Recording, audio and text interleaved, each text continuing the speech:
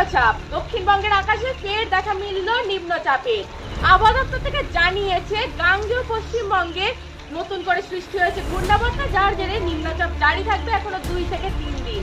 মানুষকে সতর্কতা জারি করছে আবহাওয়া দপ্তর থেকে।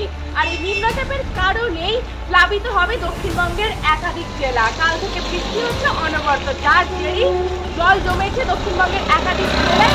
আবহাওয়া দপ্তর থেকে জানিয়েছে এই নিম্নচাপ জারি থাকবে 2 থেকে 3 দিন এখনো পর্যন্ত। নিম্নচাপের জেরে প্লাবিত হচ্ছে দক্ষিণবঙ্গের একাধিক জেলায়। এবার আপনাদের সামনে তুলে ধরবো শহরের বিভিন্ন জায়গার চিত্র এবং আপনাদের দেখাবো এই নিম্নচাপের জেরে ঠিক কি পরিস্থিতি সেই জায়গাগুলোর।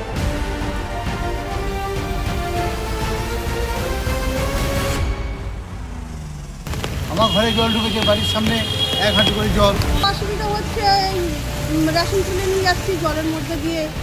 তারপরে আমরা সবজি পেয়েছি, বৃষ্টিতে ভিজে ভিজে সবজি। গতকাল রাত থেকে টানা হয়ে চলেছে বৃষ্টি, কখনো ভারী কখনো অতি ভারী কখনো মাঝারি, কিন্তু বৃষ্টি থেকে মিলছে না বিরাম। কলকাতার অনেকগুলি এরিয়া হয়েছে জলমগ্ন। আমরা এখন উপস্থিত হয়েছি কলকাতার হালতু অঞ্চলের নেলিনগর এরিয়াতে। এখানকার ছবিটি আপনাদেরকে আমি তুলে ধরবো। এখানকার সমগ্র এরিয়াটি রয়েছে জলমগ্ন। আবহাওয়া দপ্তর থেকে পাওয়া খবরে জানা গিয়েছে আগামী বুধবার অবধি চলতে পারে টানা বৃষ্টি।